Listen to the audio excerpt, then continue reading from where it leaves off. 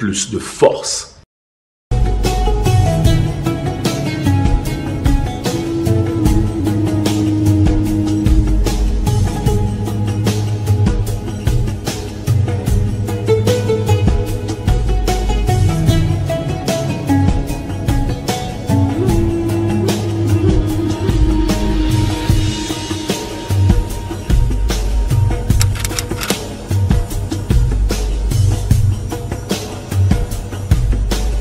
Loasim Corporation.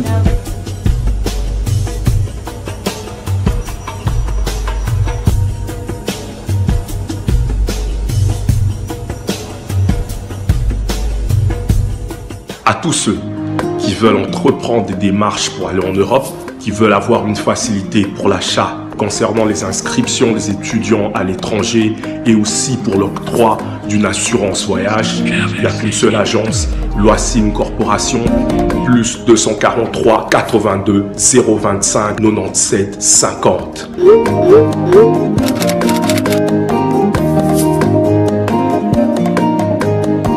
Babi Visa Mokil Mobimba dans moins d'une semaine, mon monde entier.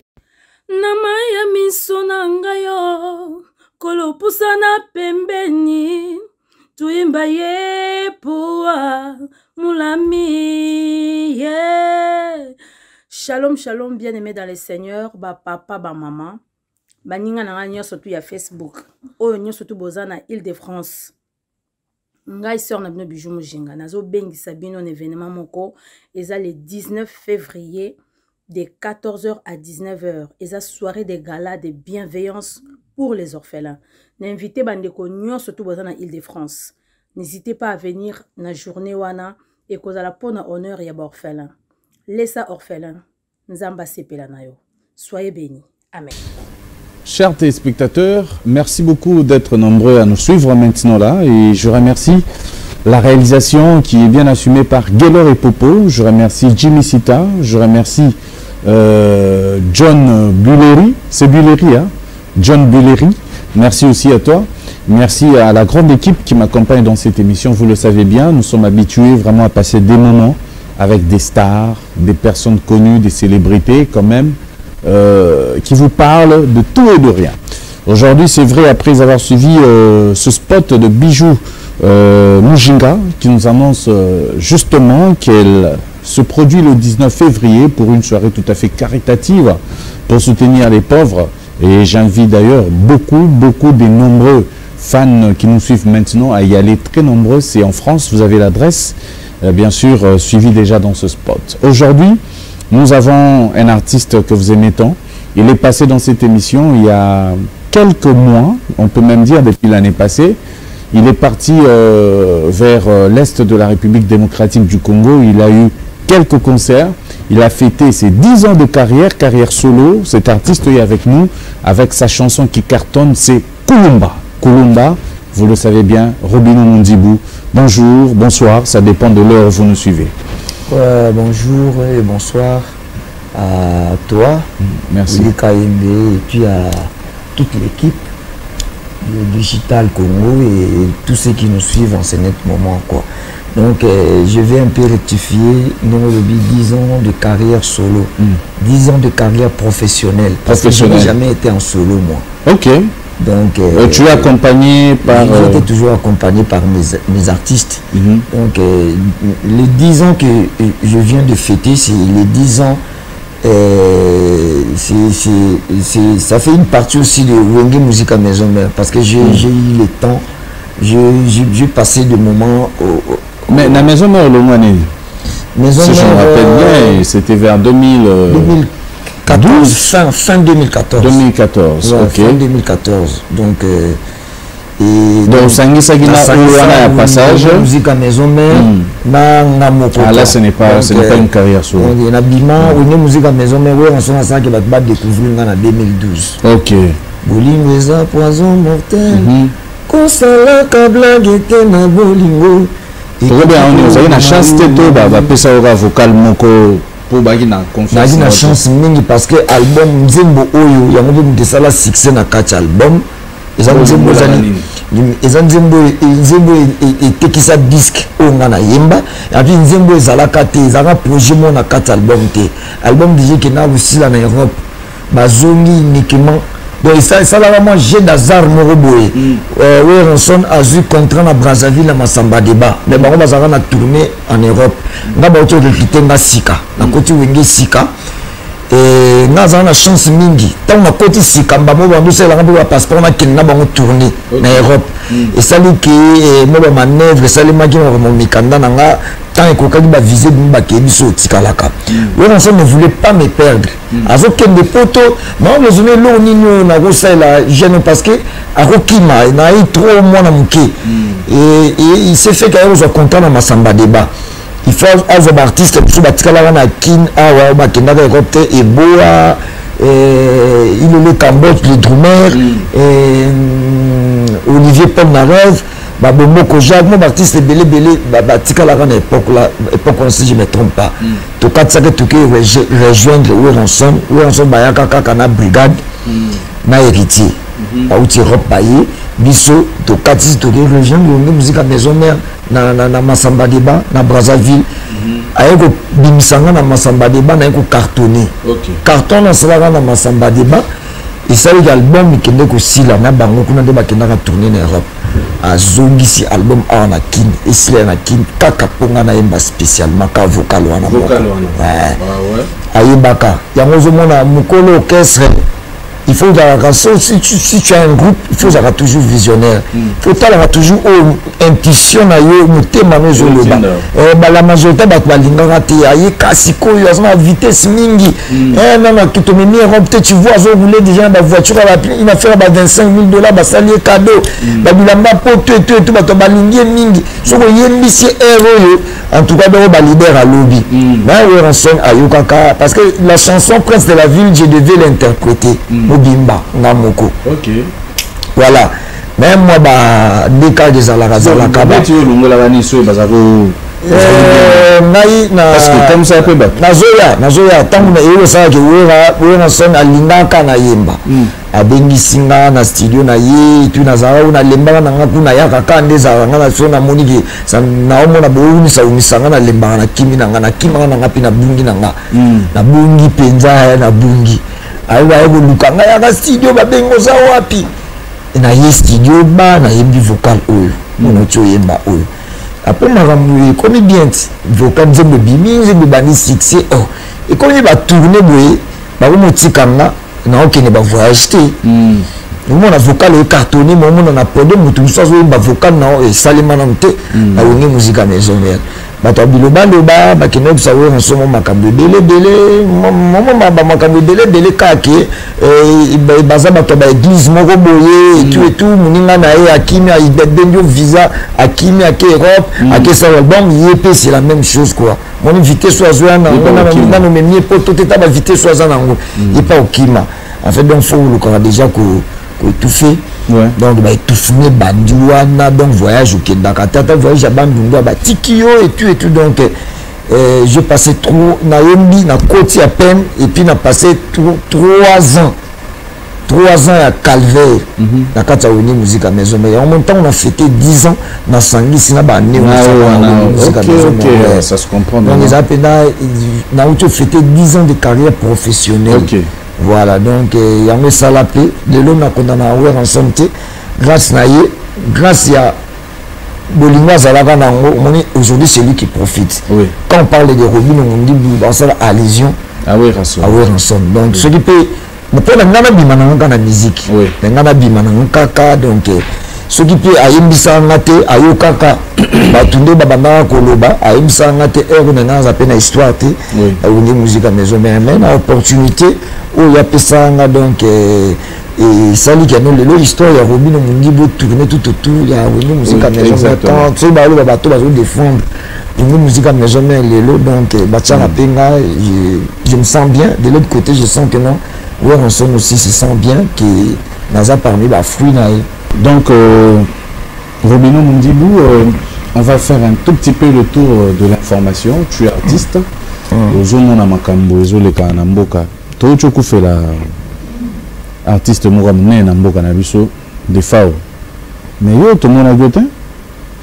Nazaki na tournée, Nazaki en plein préparatif à concert dans 10 ans, dans outil Est, na moi likolo, mais de loin, Nazaki été pour partager un message, mes condoléances dans ma famille et puis famille et puis famille musicale quoi, des artistes. Et bien on m'attend à jouer au bima qui vous avez payé? Non, je n'étais pas là. Les aïkouts tout là, dans les canaux qui est à l'aéroport. Ok. Ouais. Dans les canaux, il y a une misette. Donc on a dans qui est à l'aéroport boy. Et ça il m'a payé pour tout passe mine déranger grave. Donc ceux qui ont billet comme une balai déranger qui là. Et ça d'abord wana Oleka, donc tant VIP dans Rogi ou à te volté.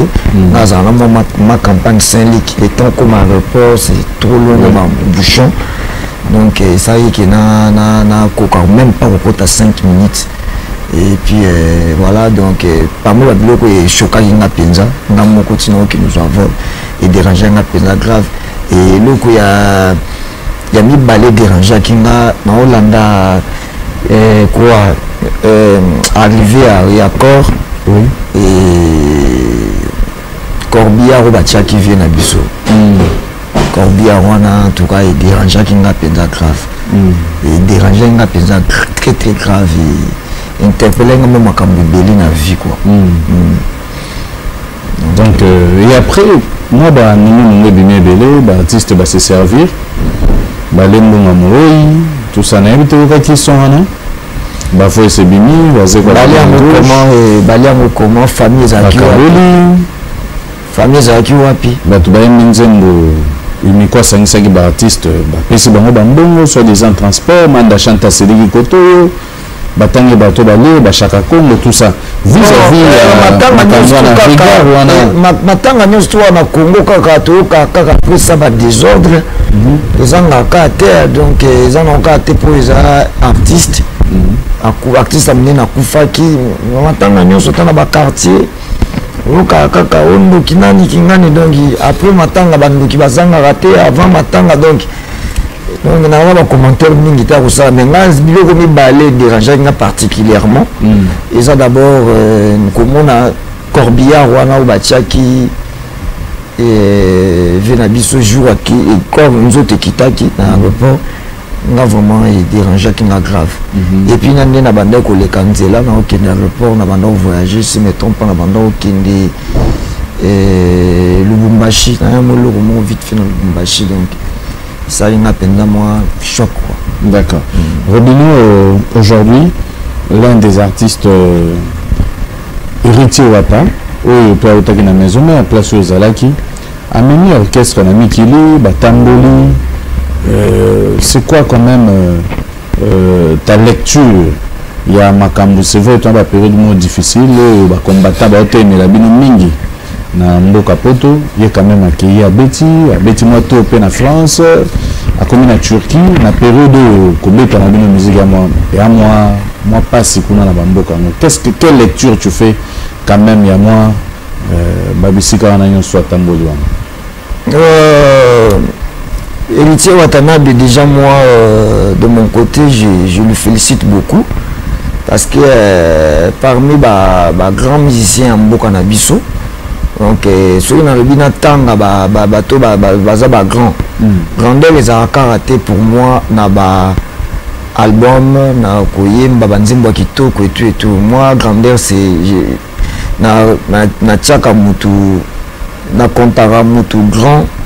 Juste tant on a senti ténacité na yo en fait et donc ma histoire nous spirituelle tana ba passer na wenge musique à maison mais on a notre yebi ba guerre ba makambo belé lo na wenge musique à maison mais abandi disque né à liboso selon son histoire et puis ti lelo album na ezo kende bien et puis comme ma artiste en Europe et moi je lui jette beaucoup de fleurs donc c'est un gars à féliciter.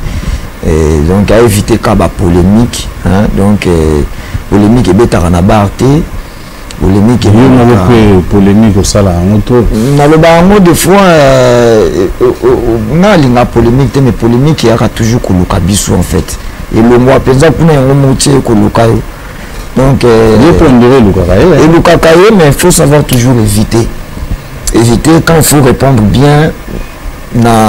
Vous êtes sensible. Quand il faut répondre bien. On dirait que comme il fallu, vous êtes moins sensible. Mais Fali, c'est un aîné à nous. D'abord, on a âge, la musique pas bien avant Bissot. Et puis, ténacité, tant on a comme si c'est par rapport à ténacité. Bon, boni ténacité à Fali Poupa. Bon, boni ténacité à Kofi Olomide. Tu vois, dans la contraplis, nous avons mais la non makambo. Et puis, nous continuer nango. Moni, donc, notre yéné ça a toléré que, par exemple, la musique, nous manqué respect. Non. Je comprends. Non. Donc, les billes reprochés, à cause de ça. Donc, pour le moment, à éviter polémique comme conseil gratuit. À éviter polémique. S'il faut reconnaître, reconnaît. À reconnaître. Même si ma personne reconnaître, il reconnaître caca. On les a comme conseil. Mais c'est quoi mettre une maison à succès? Il faut s'attendre à que Batunios soit robot. Ça la succès partout, bar nyonso, boîte nyonso partout. Batuba on dit marobinho. Mais ça dépend de Batuba. Mais la ligne Aza lokola. C'est quoi conseil on a? Aza lokola ngati. Mais bien vous avez non, PCK directive va bien. C'est bien pour lui. Les autres bien. Parce que il non. Ce que Moutaba polémique, il est tout fait pour lui. Non, tu peux vivre en haut. Il y a une lignité. La thématique n'est pas bien à manger dans la polémique. Non, tu peux vivre en haut. Au monde en haut bien, au monde en haut bien. Mais zoa polémique locale la musique na kata zandu. Bache musique na nzembo na kitoko siko zo beta na kata zandu. Grand marché. Est-ce que yoka musique? Yoka musique te, yoka makelele ba na musique zo beta na ba bazolo ba. Donc voilà, donc polémique la musique ils a moi bongo donc ça est tout fera musique. Ba comment préférer batala yo na émission polémique ke ba yoka ba titre na yo. On prend notre vivant, on va préférer où on s'intéresser, mais surtout ça l'émission polémique à les battre, on s'intéresser. Donc ce n'est pas bien alors que polémique et bêta en abattre et puis ça va contrater et puis ça va voyager. Le soir ça y est une polémique, à continuer de marquer la polémique, même les héros tout notre bêta maçon en Europe qui a même pas musicien en Europe, ceux qui sont en Europe les par rapport à la œuvre n'a qui tout quoi c'est les bateaux. Il y a un petit sali qui nous les lois au contrat qui nous bête en Europe. Donc voilà, on les a comme conseil en fait donc à éviter. Na wenge to beta na na monara à se comporter bien. Na wenge se comporter bien. Zalaga tchakate qui non na pour biso tout coûter na wenge. Il y a peine tout coûter héritier na wenge tout mouvement na bango zalaka on a déjà. Mais il était gentil. Aïba bande ko éviter mon makamususu. Et ça là il passe vraiment pas ça peut parcours na wenge musique. Maison mère ayamba mutu nyonso na wenge musique. Maison mère bien. Sugi ya kabela sugi ya lesa sugi ya tikela micro atikela ba micro gentiment sugi ya côté la bat na studio tchai pa yemba atikela batu. Donc voilà monter ma bien na vie et fout à rater monter ma bien na vie et fout à rater. Donc batu belé to mona bango bazami tima ma bien na musique au pays moni ba carrière na bango le logo maneti moi marque. Muta mabene tina kosa nini to ya na musique ya Congo bato mitima mabe bazali et puis ba sibisaka et l'accent net na comportement muta mabe déjà kolinga baninga ba exister te kolinga ka yo nde kaka makamyo tu fais ça kaka yo osankaparé na tout quoi. Donc bazapenza kubwakela baninga bakisi kotindela baninga bamomia mabe ozo ba malchance et tout bazali ndeni babwakelo kisi to batinda moi ça non oyebisa que bazali mais tous biso to bato ba spiritus to yebi ke non de la bo na bo envoyer bazali ouais bazali ce que bato bongo pe na musique ya Congo bakenda pe musika te bazaka ba carrière na baroza toujours compliqué donc voilà badera loin te bato mité ya mo na kumisaka toujours vient na fali ya ki paka makambo etali et puis nga na comprendre que lokwa mutu akipaka makambo etali nga pe fona kipaka makambo etalinga ya ukota makambo te onde abo mutu mo alobaki kuna botindele bato babeta ah on attend en fait botindele momi moko boso da luka petit on a ko vide ti donc ya mo chola monoko wana on dirait mutu moko na lukelo ba chaka bongo bijon a de faire sentir quoi ouais donc il est déjà donc quoi bon au moment tu as peu na bande on a vu ce belé na moi tamba poser peu moi ba question voilà ça comme conseil kaka ils ont qui dit bien conseil pe na moi ils peut c'est la mon dirait batindela pe moi si pe na pas ça ba babela pe qui mais makambo na zo ba mission Congo ba bien presque tous les artistes congolais ba bien dans la vie va envoyer que ça ba bien vous passez ça ouais bazali baebi Kolumba pena lelo zo beta boye parce que pour dire vrai c'est différent et générique au tavo le cas par rapport à Kolumba maintenant ça tu sens vraiment que ça joue ils ont bêta na ba bar na ba boîte et puis sur le côté na ba page sur les réseaux sociaux vraiment ils ont tambola ba challenge wana au sentir na que ils a pena danger ça c'est quoi wana cité différence c'est ça na ba générique eleki non ezali eloko monsieur ezalaka net ezaba son alors bango na matière kobinisa eloko binisa bato ezalaka penza crité ezalaka d'abord musique ezali eloko monsieur okosepela nango son ya bakongo tobeta moko mais ta mosusu bakongo bango mo basala effort te musique na bango ebima penza musika mais yo sepeli nango ebi te tobeta quand même son en fait to valoriser bakongo eza eloko mosusu obeti ya bamongo ya batetela musique ya batetela na bamongo batindika musique na bango ekende mwa musika ntango yo s'accroche wana batetela baza mo ebele mpe base retrouve ekei eza eloko mosusu ya baswahili obeti ekei donc ezaka ça dépend eza teke moto alemisi kotravailler eza ça dépend eza bastyle vous comprenez ça style donc c'est bien style ça va hein style ça va quoi oui bonsoir El Généralissimo ouais bonsoir c'est Jérémy Eketebi plus dans la question pour nayo dans la dernière interview nous encore au lobby que au traité album il y a jeune frère no Inosbi album il y a la Niam on dirait tous l'impression que Yonae on dirait rien ne va plus frère nanga est-ce que ngane na bona koki se permettre s'il te plaît nana ko se permettre muto a 8 ans na ye à côté studio à sali makambo nyo se face à un album na ye na lobaki album wana eza dédié na banyama parce que na ba clip na tout le monde le plus souvent à tchara banyama la souvent na tu peux ça héritier watana des conseils awa non nabini am marché bo ezali kaka bo interpréter makambo munibité ma bête en fait ngana lobaki juste que to mezala ko mona na ba clip na ye atia kaka est-ce que ko tchaba nyameza mabe ezali timbo ta clip na sima o za torse unit mukona ko na mtubina la plus la majorité de la générique na ngambe to bina ka ba image parce que moi là ba tout moi signé ezanga te s'il te plaît moi ba tout moi torse signé ezanga te so mutapesi na conseil que to mona na musique ne tomba torse tout va bimisa album to me ko mona tam sous soit torse ni mais ba vimba so torse ni ba ndundu so ya ba albinos tu vois donc na ko muzongo mabete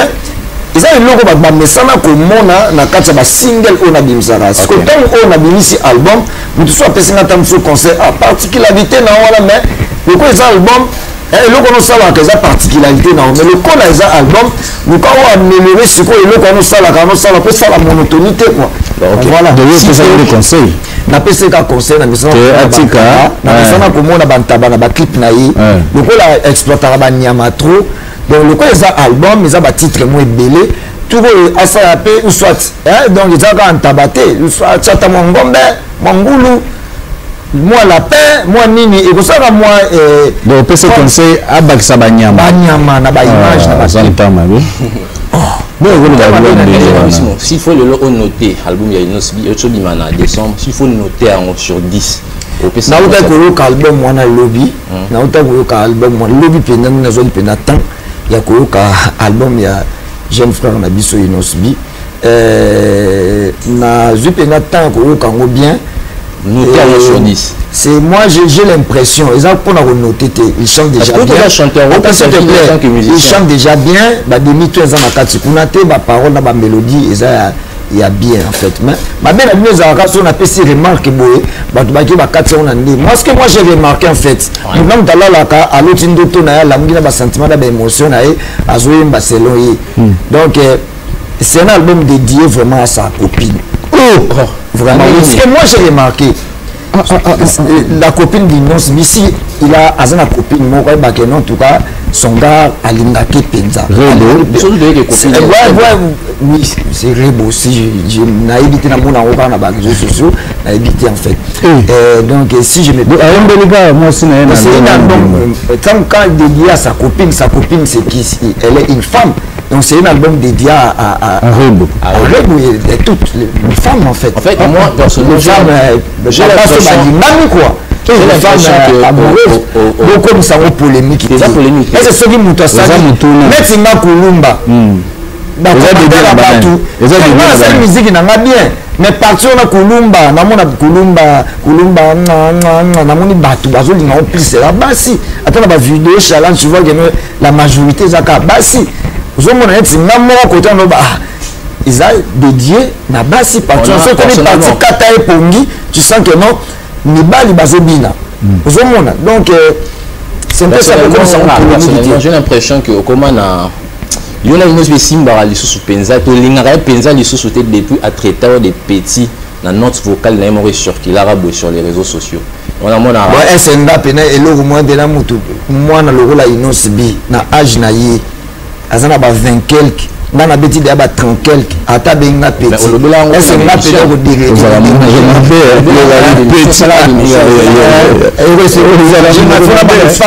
na ba raisonner abenga petit poani na okeni musika te so ameli bombe so ameli biamba ko mukolo lokola ngabwe na mwana o bazana mwana presque ba fêter 18 ans bientôt là ba génération moko abenga nga petit na sens petit par rapport à nous. Mais vous avez un collègue hein, la musique. Alors, il y a dérangeant quand il est là comme mon côté. Je l'aime bien. Ça, c'est si bon. Je l'aime bien. Mais ceux qui sont dans l'ingakete, oh, on a fandi penane la lati babilamba na lati bona banotanga bakomba batmisu ah. Ozupeta ozupeta. Dans le temps penza album, dans un bien.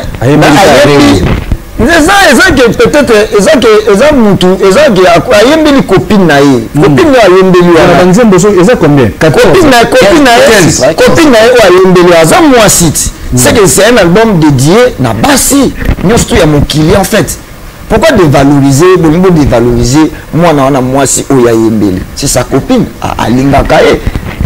Tu vois un peu, donc voilà, bonne chance à la critiquer en côté, mais bien que noter, mais c'est pas grave. Bon, là où il n'a pas certaines des personnes beauté, je salue mon vieux prodige Mobutu, Pomba et Diplôme, Josaphat Boutete, Fatarchi, sans oublier mon vieux Joe Modan qui Casper, ainsi que mon vieux Garol Louvangadio. Merci. Vraiment, merci beaucoup à toi. Et on continue.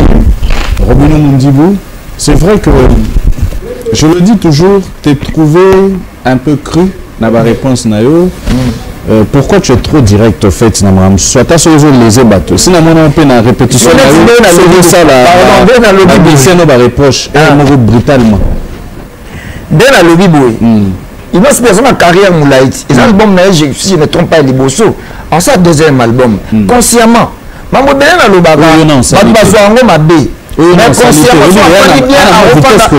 Son constat là, on m'a dit bolingo so que tout yo et paralyse à moto. Dans un bisayo, mon mamba love. Et ça est loco paralyse à artiste et musicien le roi mamba love et donc ça boy love. Moi c'est sera boyo. Moi c'est sera boyo. To so li. Ce qui pour ligner moi si mingi. Vivre tout marambo faut vivre. Metinine. Net Nicolas no bandika ko ba nzembo ya bolingo ya ozo vivre en fait mais artiste ayembaka tout le monde a ramassé tes poignes artiste ayembaka artiste ayembaka oyo azobi siko yo tomona mwasi no te poani ozala susu omona mwasi yo ozobendaka lisolo na moto aza moure eza mabe te eza bien mpona ye yo mwasi aza wana makambo nga na lobi okobala mokoni makambo nga na lobi désolé wana ezaka vie privée wana okoti na vie privée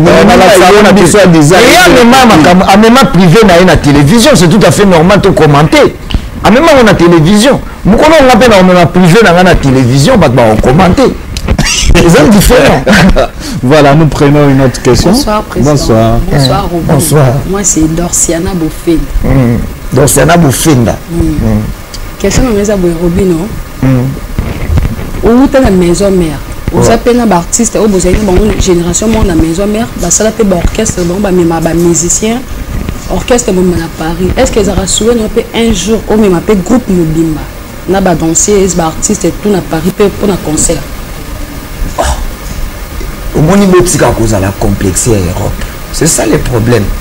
Bon, comme ici Paris, nous avons que Paris, madame, nous avons que Paris, azongi mpiaka, mais nous avons que Goma, nous avons même l'orchestre na Goma, azongi na mbongo. Nous avons que Belgique, azongi mpiaka, mais nous avons que Cameroun, azongi na mbongo. En fait, tous on a quatre business. Tout le cas d'abord, monnaie singa na lukara na mbongo, ekota, tout vivre tous à la bien. Non, tu vas t'aller là, hein? Tu vas t'aller la Fabouza Sakendeki. Héritier, danseuse, musicien, oh, balobi, bamemaki, surtout animateur, nous moi kala lobi. Bonne chance na bango bato biloba loba. Bamemaki, bonne chance na bango bato biloba loba. Sauf que ngana na histoire nanga, ngana koti wenge musique à maison mère, na bimi vocal moko, ou en son na memanga Europe te, ndena mema bato nyos tuana. Ngai na bimi na ba presque namoko et je fais des choses presque seules. Si lelo na oyembi banzembo nanga sans featuring na cartonné.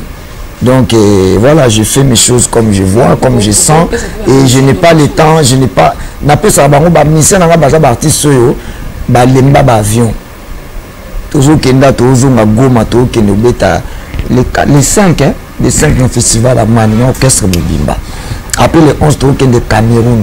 Et là, l'artiste est belé, soit Kenda à Paris, mais la Côte d'Ivoire à Kenda, le Cameroun à Kenda, le pays de l'Afrique, il y a quoi. Donc voilà. On comprend, hein? Donc, il faut tout ça business. Là, ça, business. Na viva a on a kin. Na zoque invitation.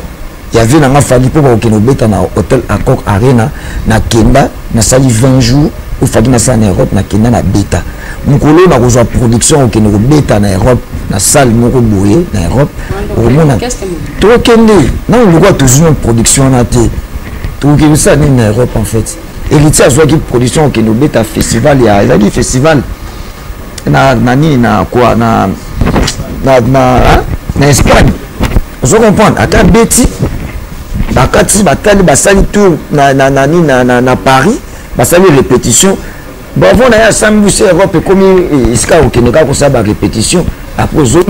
On a donc biso peut-être le bit au Kenya Paris tam sous tout le monde la production local phénomène combattant eza. Pourquoi bino bonito c'est là tam sous au Kenya comme ça ka studio na ba musicien. Au lieu de nous trafiquer ba tout concert OK bo beti concert vous tourner ka bozongi. Non. Donc voilà. Yo so OK suka suko fozongi la ka Fabregas.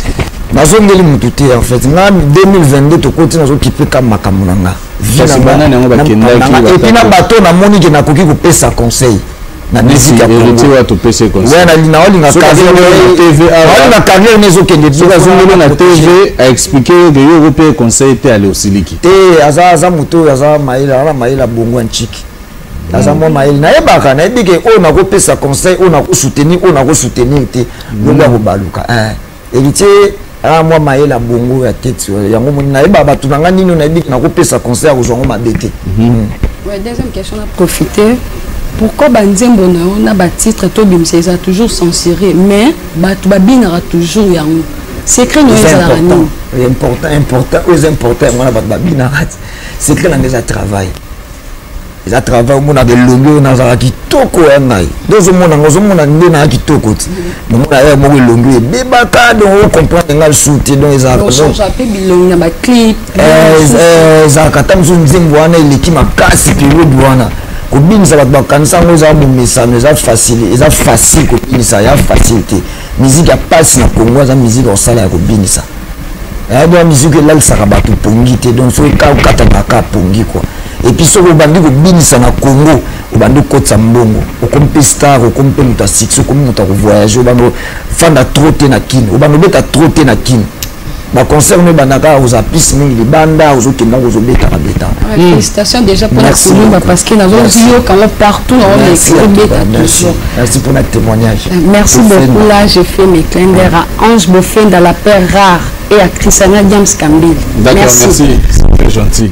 Ah Kulumba oui le kela biso makambo te Kulumba. Bongo ndenge yo binsaka bato bateni kaka katana bilamba ndam na bana. Non, on titre monté Kulumba c'est fait un peu camarade na Jacques Kulumba. Abenga ko lobby. Jacques Kulumba. En tout cas il faut na présenter oui. Na yebisi yo non Kulumba. Wani ezali ba douche. Wana to créer ba douche quoi to sali ba douche libanda quoi. Bon ndeni ba ba usuka mibale. Bato mibale bon ba to mona gaisa moi bongo quoi. To ngaza la bon deux personnes. Bon non ba parce que la deux personnes à douche te. Nan te. En tout cas, ça sala ngo trop na bomwana. Na bomwana. Na kimkolo po salango. Oui, mais ça arrive. Ça arrive na bon kokota na kata cabine wana ndini balete mais ngana s'entraîner na Pullman na ça sport na Pullman to kuta na kana batu ozana kati bozo changer bilamba bokoti sona voilà. D'accord, nous prenons une autre personne rapidement qui va poser aussi sa question. J'espère que ça va, hein? Et ça va. Ok, d'accord. Vous vous présentez et puis vous posez votre question. Voilà. Bonsoir à tous les téléspectateurs et les abonnés de Willy KMB. Vrai. Bonsoir, artiste. Robin Mundib. Boni. Ouais, ça va. En tout cas, question les abonnés. Il y a une page Facebook. Tout le monde a besoin encore propriétaire de ville. Parce que à une époque, c'est là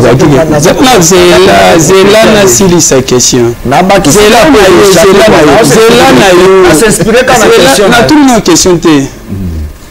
Question propriétaire de vie. Mais ces derniers temps, peut-être les cabans n'a pas vu. Les lobatiques ont moins car comme une difficulté à ça. Innocent ferré. Album nous on sous Kulumba si si connaît qu'on dit 1 million de vues on va propriétaire de Vinde. Ah question non gars moi yango et ça va nous plaisir mambo quoi donc ça va des questions yo dit que ça propriétaire de vie mais ça fait un bon moment. Mais non ça va propriétaire de vie parce que Google ADST moi c'est la rangoté en fait. Mais c'est pas une raison. Banda c'est la rangoté. C'est-à-dire que c'est le ici parce que beaucoup de gens. Bateau comparé, c'est la Google ADS pour faire ça la rangoté.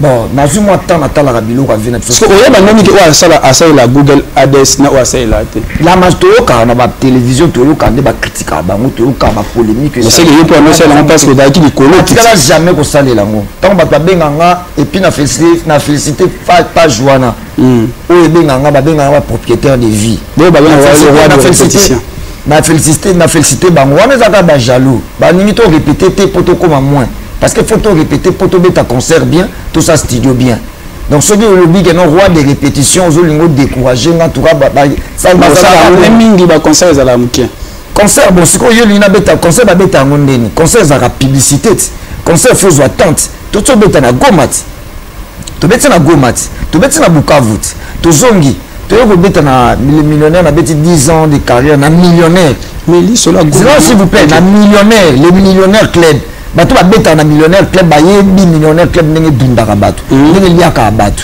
tu comprends na beta na millionnaire club na sisi na zonga festival à man concert les akata faut pib na rondi matin semaine on a beta semaine na omisi ça na musu basala en bref et les cambo ya goma na ba vidéo mo bo tambola qui a circulé qui na ba réseaux sociaux au sala impia kamobo ya makasi na Goma ezaki nini ezaki non tika au sala impia kana vina ngate déjà pour ton information mais vidéo il a accès biso non na sala même artiste mobo parle de ezaki fait ya ba paroi de vie mais concert 10 personnes wana zoba artiste wana lobaki bongo zoba pe kizengi voilà za kizengi pe zoba okana expliquer yo nga déjà na vina nga natika jamais ko sala impia kana concert bonne zarani voilà retour na te ba soke za ka fête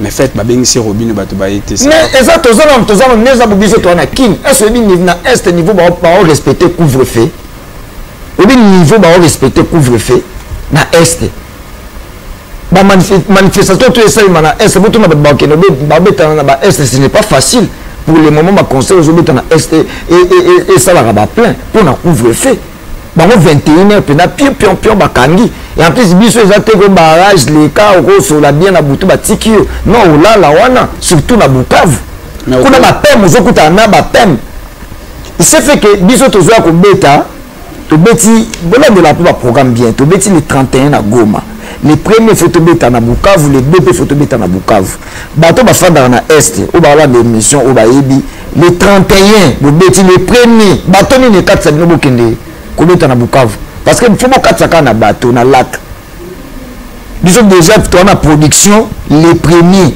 on a beaucoup la bonne année mutu a fêté na famille na ye na ba capitaine ya masuwa bazo fêté na ba famille na bango bateau ni de 4 sabino mais tu n'es pas obligé d'insulter attends s'il te plaît azaki zengi zoba makasi na lobi yango je me connais na taille comme mutu te yé mutalobaki nayebi en fait boyo fini muto soki na fini ka muto asali commentaire ya makambo etalizana tokatisi déjà on a pasi tokatisi mpona kende kohonore contrat mbongo ya bato Emmanuel Dodi mokolo babato Emmanuel na Bukavu atieli biso kano rapide jour wana azalaka na difficulté moko mpe na souvenir moya mabe na vie na nga quand les gens se permettent de dire sur cette concert donc on a souvenir mabe attends s'il te plaît papa mon frère na beta 8h du temps likola lac maïté au beta du lobby le 31 maïté et là on met la 8h du temps likola lac pour ani to 4 na cano rapide moteur mo pété on a un risque de jouer la musique même tout ça fani na Kinshasa on beta ba concert ya ba muta ufutaka transport ayoka na ville à côté alors se permettre de critiquer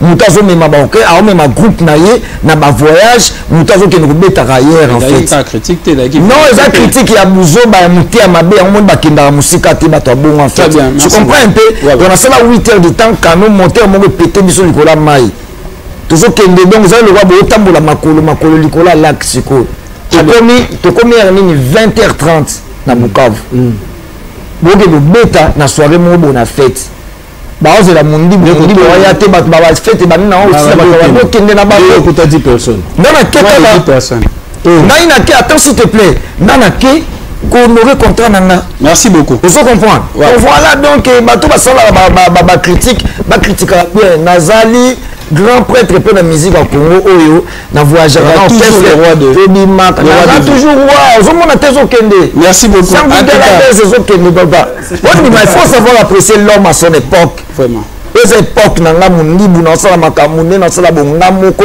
bato belé ba bafungola bambanga na bango soki we na pesa bango banzembo te so we na tindika bango na ba niveau tindika bango te ero na musique ya Congo bato nga to na kanda makasi na kei merci beaucoup Windows Aindo l'espoir de la jeunesse Herbis papa Malongi na Peshombo te Sephora Bialusi la patronne Sébastien Lenga papa na Priska merci beaucoup Vavo beaucoup de ça somme ah ça va en tout cas aux aramuto kambe non comment permettre ba journaliste boya mbaka batu sur na plateau en sur la zéro effort tout le monde boka ko beta ba musique ba Kinshasa wa ba générique a depuis que beta ezo tambola fort na TikTok so regarde moi ça monika moi ça na sepeli sikoyo ayoka elenge succès générique ya finga so bato ba générique ayoka sikoyo elenge succès générique bien ba on finga nga animateur ki nga animateur na comment on place ba animateur mais nzembo ngo za sunini na sepeli Bolos. Ayoka ce que l'enga générique. Ayoka guna sukali ya kobeta générique. Robert Mopé. Ayoka ngote mais ayoka non suko soko lobi ke simbe zo beta. Beta ko. Soko lobi ke simbe zo beta. Ayoka ce que gua générique parce que générique soka ke simbi. Ayoka l'enga musique. Ayoka l'enga ya kozala musique kozala star. Donc il est yoka elengi. Na yoka elengi ko yango na buka na raté kuna sala ko bien.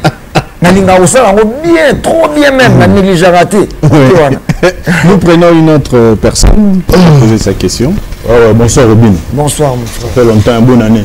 Bonne année passée. Merci. Mon c'est la monnaie matimo ligolo, tout ce que nous allons quitter moi na c'est. La monnaie au fêté 10 ans. 10 ans na yo, au lobby à carrière professionnelle. Si aujourd'hui Robin vous pouvez remercier les musiciens oyo ba croya ki na yo na ba début na yo autant aux agena mu tuté on peut ça merci na na pas fallu pour déjà te dire que vient na na zape na ok na rappel midi à 14h te carrière na nga de 10 ans banda na banditi au comme le 10 ans na nga na 2 personnes au dédié bon carrière 3 les liboso nzambe voilà il y a mis balé na artiste tout na ba artiste bato na ko féliciter so na ko dédier carrière na nga oui ba peut la pesa go chance oui son kana fali pupa oui kana fali pupa avant tout bango na oui kakol na tena no bato mineneti parce que on voit directement Papi Kakol quand on parle non quand je parlais de Weranson, je parlais de tous ces mondes-là où habitent dans la musique à maison mère. Donc, tout le monde, surtout, Weranson. Tout ça va que Weranson pas exister à Zala. Parce que surtout, tu contribues à peine à la carrière de Weranson. Mais même pas contribuer à peine à la carrière de Bisso. Grâce à ma mission, sur la bête dans la musique à maison mère, mais ça là que Weranson peut exister à Zala. Donc, quand je parle, je dis que je dédie carrière na Weranson. Donc, on a dédié pas ma mission sur la bête dans la musique à maison mère. On peut pas sa chance, à la maison mère. On peut pas sa chance. On a dédié bango tout en fait. 12 ans dans la maison mère. Na vocal ya faire gola na musique à maison mère. Hein? Na yemba ba vocal ya batu mutu so azate interpréter le connaît à longwa déjà. Mutu musu pas répétition té azana bino na répétition té ou yembi vocal na e. Tu comprends, peut super visibilité, peut super bien. Donc il y a longtemps quand je parle de Weranson, les attends mon bimba na lexana wenge musique à maison mère. Tant ya koyemba ba biloko wenge musique à maison mère na ba vocal na ba onyo so ba twatika quoi. Ouais, Robin le 12 ans na wenge ba beta. Ozo se souvenir. Il y a ma béo na joie, il y a ma béo moko pena muta beta de la forêt. A ben singa na 14h na pendant na oyenga période on travailler na album a Izipa. Tu travailles avec Bisso na album pour na comment peu moins d'âme. Toujours composé album à Izipa. Tu évolues qui déjà na moi banzembo tu es toujours on les a na satanda ite ka ko benganga. A benga na ndap na ye. 14 mois ezaka makasi na kuna banzana na okebeta ba matolo abensinga na ye na palais to fandi na lata kutu noir jour en abetinga na lo moko bino bo supporta ko lata noir na moni makasi bondeni na moni le simlinga to bandaki 8h moi climat zaki moi bien moi 9h climat zaki bien na beteke moi rythme ba air le qui dans to seki lobi na ozali voyage moto ke de bandundu toke bandundu binga to fani to sola to meki mo boyoka banzimba composition na biso après tu dinga mais yo yaka ba voyage tindeni na mona ko na ba voyage ten yaka ba voyage a wengi tindeni même si na sina meka ko ya une fois bo bensinga na beach na moni bo tsundolinga na beach na zongi ndako deuxième fois voyage mo za voyage matadi na ye na moni ba liste misi ba liste biso botiki biso yango na yaka na ngal sute akade voyage na batika yango yaka na msu ba voyage na bien na préféré na yaka pas musique eza pona yela ba voyage te na ne d'abord musique na beta musique na apprendre musique na yekola bien OK voyage bandu lobi yaka MC président yo zo banganga na ya tant on a wana et comme sous mambo ba liste ba no tanga ba liste kombo nanga ezala te obenga bato basala baliste batya kombo nanga po ezala esalema propre quand même naza bato naza mutu naa na basemeki naa na babokilo naa na bana naa mutu bato batala nanga etu bamonaki papa bimaki ake voyage mona papa azongi na bavalise esa propreté en fait na obenga lobi na mpe voyage tozali na répétition torépéti voyage ekomi tosisi répétition peut-être toyali na babagage na biso orepe na la samba tosilisi ba 21h tookende zamba tie caméra bamise batie mulongo zamba tie caméra na baprojecteur bis yango totie mulongo un tel kinga na côté un tel kinga na côté un tel kinga na côté un tel kinga na côté un tel kinga na côté même je sais ma combo nanga exact quoi donc wana etikala voilà est-ce que ça dit en plein caméra quoi eleki na zamba etikala Robin Mundibu c'est vrai que moni eloko wana na lobaka na yo ezalaka kamba mokuse mingi edi ejaske baleki na bajeune na ndenge naza moto ya droiture nde soko olingi odekone nazomsio na nzela nga azalaka naumisaka nde dekonema te ozala pena bamasa pena ndenge oza bo oza pena bamasa bamasa na ngai ozalaka kaka yo moko bapete belebele kabasele oyebi kabasele quand même cadre mene na mboka oyo oyebi beti pitilo motu na ngai bato na ngai bazali tozalaka bapire nga bazali. Voilà, nous prenons la dernière question. Vraiment, bonjour. Bonjour. Bonjour, David, le journaliste Swag. Swag. Bon, je vous demande une question à tout le monde. Vous avez grand prêtre de la musique à Congo. Il y en a tout le monde qui grand prêtre après 10 ans de carrière, toute la maison, mais après là, vous avez grand prêtre. Dans la musique à la maison, mais je crois que vous avez un grand prêtre, Missa, toi. Vous avez un son grand prêtre. Héritier Watana Bena Papier Kakol. Le reste tout tika là qui en tout cas tout na biso ba tout cas normal, ba artiste normal quoi. Voilà. Donc c'est un monde qui grand pote après 10 ans de carrière après ba générique ba nini au bin na monde ba grand prêtre. Na ça ka grand prêtre. Yo bité na grand prêtre. Pour les maison mais on a toute une question d'abord yo bité na za grand prêtre. Tu as un grand prêtre. Na za grand prêtre pour nini? Na bina wonye musique à maison ya vocal moko. Na bandi carrière solo na mboka au Congo hein peut-être pour bino boza rapport to mesani ala na Congo au mona noté quoi mais so nazali ta mususu Camerounais to Ivoirien on va comprendre que na grand prêtre on comprend na bini na ba Congo na ba king na woni musique à maison ya vocal moko na bandi ko sa makambu na moko si lelo sans ba featuring sans mutu mo ba soutenir yo ngambo na bini na zape na niveau na zali carrément fait na mi benga grand prêtre atayo obo ko benga grand prêtre mais ngambo na mi ki na za grand prêtre. Voilà. Deuxième question, nous avons un formateur. Est-ce que vous voyez le roi de la forêt du mal à la maison, mais nous avons un formateur. Bon, il y a évité le roi un grand formateur. Mais c'est pourquoi nous faisons comme ça, opinion à grand pas, nous faisons une polémique. Il faut tout le non, attends, la musicien, attends, la musicien quartier, la personne au Tuni Bango. Oh, Bazala, Basileka, la quartier, la Tuni Bango, qui est un formateur ou pas, bah oui, c'est un formateur. Un formateur, ça se voit, c'est un grand formateur. Hein? Ndako na bete le soleil vocal mon mais tala niveau ba kao ba ozo na musique à Congo. Merci. Merci. On peut savoir un bout na bato wala nanga. Jonathan Billet le designer mtola tsanga mikolo. Il get que son métis noir depuis Lyon. Grand frère Claude Montana depuis Danemark. Merci à vous. Merci. Nous sommes arrivés à la fin. Rapidement, je suis en train de remercier celui qu'on appelle Maître Hugues Pouloussi. L'As du barreau, merci à toi. Je remercie encore une fois Maître Didier Mounangui, le fils de mon père. Merci à Maître Dadou.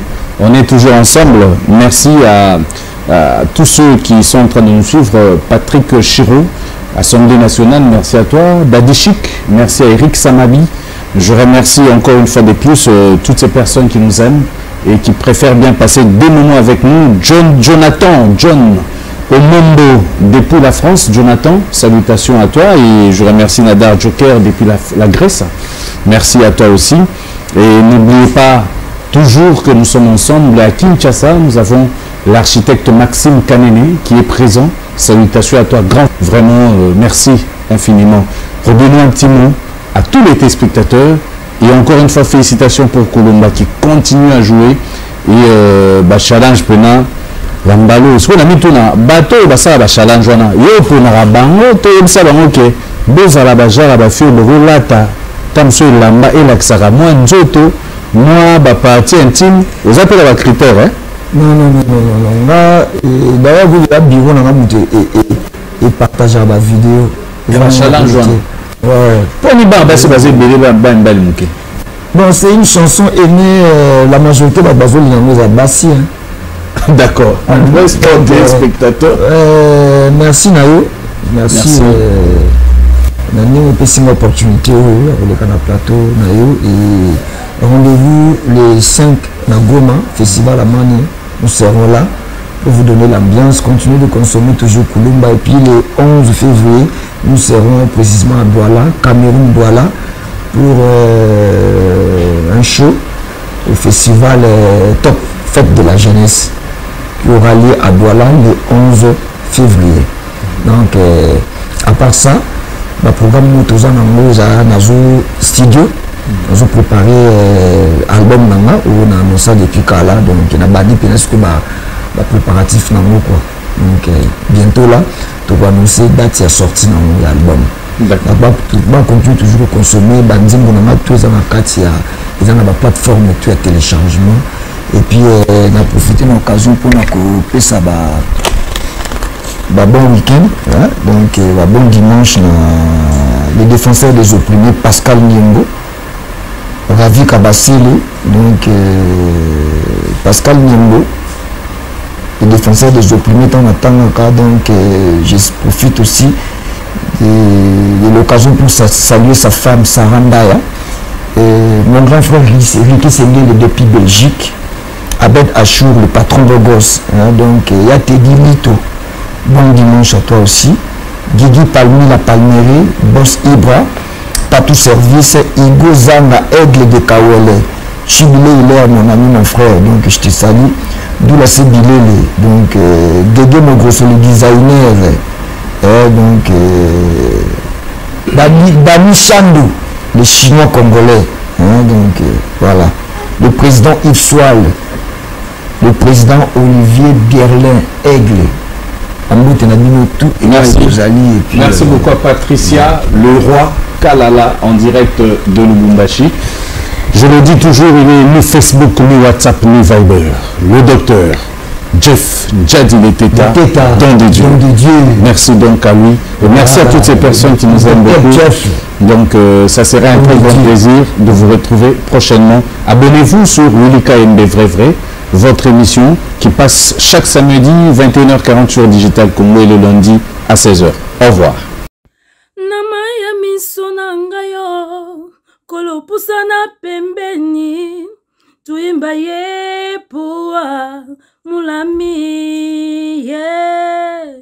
Shalom, shalom, bien-aimés dans les seigneurs, papa, maman. Baninga nanga nyo surtout ya Facebook. Oyo nyo surtout bozana Île-de-France. Ngai sœur na bino bijou mujinga. Nazo bengisa bino un événement moko. Eza le 19 février de 14h à 19h. Eza soirée de gala de bienveillance pour les orphelins. N'invitez bandeko nyo surtout bozana Île-de-France. N'hésitez pas à venir na journée wana et kozala pona honneur ya ba orphelin. Laissa orphelin. Nzamba sepela na yo. Soyez bénis. Amen. Plus de force.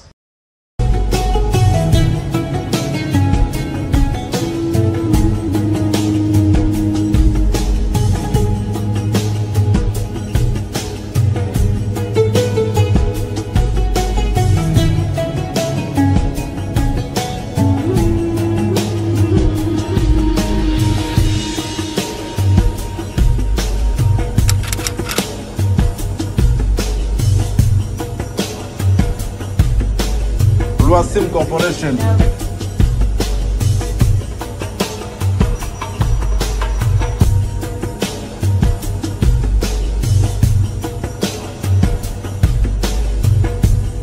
À tous ceux qui veulent entreprendre des démarches pour aller en Europe, qui veulent avoir une facilité pour l'achat concernant les inscriptions des étudiants à l'étranger et aussi pour l'octroi d'une assurance voyage, il n'y a qu'une seule agence Loisim Corporation, plus 243 82 025 97 50.